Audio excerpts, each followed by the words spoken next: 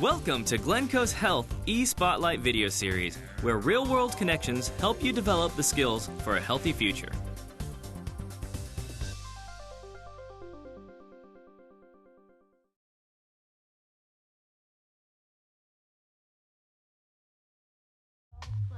Two years ago, when Dionne McDonald married her husband Alton Simpson, she assumed that his 8-year-old daughter Jasmine would instantly take to her. I kind of started the relationship thinking that I'm a good person, so therefore she would like me, but it doesn't always work out that way. Me and Dionne had fights a couple of times. She would get angry and I would get angry. There was a little bit of jealousy, you know, she's daddy's little girl, and I kind of felt like an intruder a lot of the times, that I was intruding on their relationship. For Dionne, the role of stepmom frequently seemed like a no-win situation. After a while, you know, she kind of saw that if this person is with my father, that means that my father and my mom will never get back together again. So that's where you really have the major conflict. My mom doesn't really like my stepmother, but like I can't choose between Dionne and my mom. Dionne says that counseling has helped her understand her family's dynamics, and that today she and Jasmine are closer than ever. It's still a work in progress. We have our ups and downs, but we have some really good times. I think we're very close. There's a natural love there. It's wonderful to have a mother and a stepmother.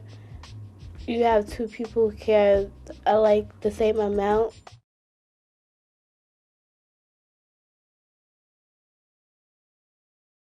Mary Ellen Handy had an old-fashioned fight over a boy, but it took place on high-tech turf.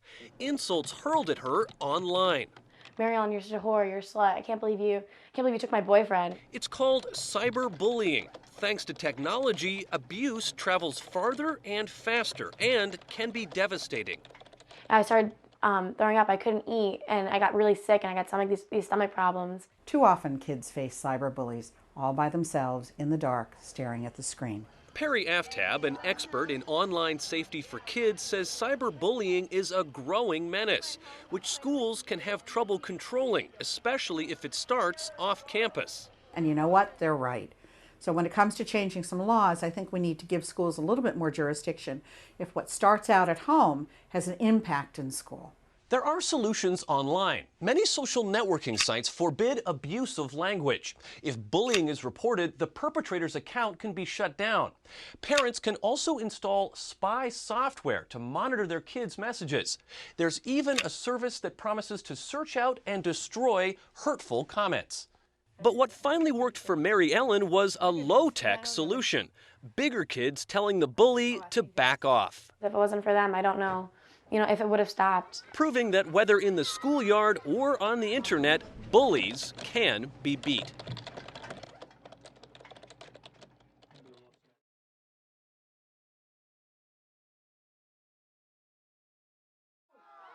To understand an American teenager's state of mind, head to the Capitol, an MTV beach party.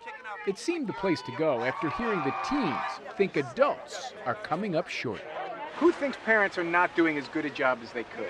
On average, I don't believe that the parents are doing as great of a job as they should be. 1,000 teens were polled. Adults get D's and F's for failing to stop teens smoking and drinking, and for being lousy listeners. How important would it be to you to have your dad just listen? Once in a while it'll be a good thing, but most of the time I just want him to kind of walk away. Carolyn Lewandowski's son was one of the teens polled. She agrees. There's not enough listening going on, but you have to listen to your kids, even if you have problems doing it. There is another perspective with surveys like this, and I don't think I'm bringing it up just because being on this beach in this tie is making me feel 900 years old. And that is, a teenager's approval can't be an adult's first concern. You're teenagers. It's your job to complain. That's what you do. Teenagers are definitely complain. They complain a lot. They don't realize how good it is that they have. And that's the same one who said parents aren't doing a good job. In a high-stress, no-time world, adults may be falling short, But honesty requires considering something else, too. I think my mom would get an A+ because she always talks to me. She's always very good to me. She did a very good job. Although I never tell her that, she did a very good job. Even when adults get it right, they're not likely to hear about it. You've been watching Glencoe's Healthy Spotlight video series. Remember, be healthy, choose wisely.